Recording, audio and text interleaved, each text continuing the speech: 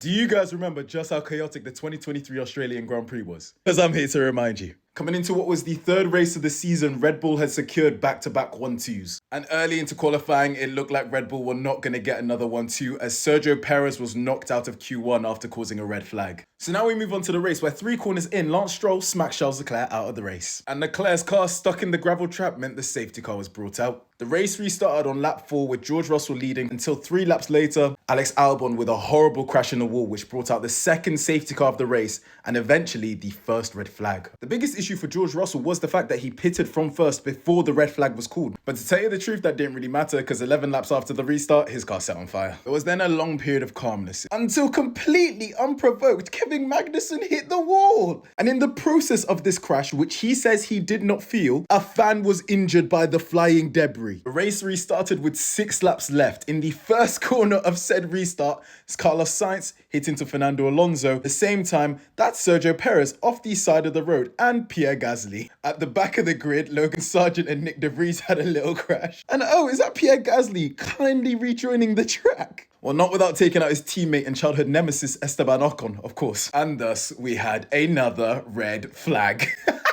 To avoid this happening again, they skipped 5 laps, started on the final lap of the race, made the drivers start with a rolling start. This meant that Max Verstappen won the race, with Lewis Hamilton finishing 2nd and Fernando Alonso finishing 3rd. If you count the amount of World Drivers' Championships that these 3 had won at the time, it actually broke the record for the most number of championships won on a podium, with 11. And this was the only race of the first 5 that season that Red Bull didn't secure a 1-2 at. All it took was all of this to happen.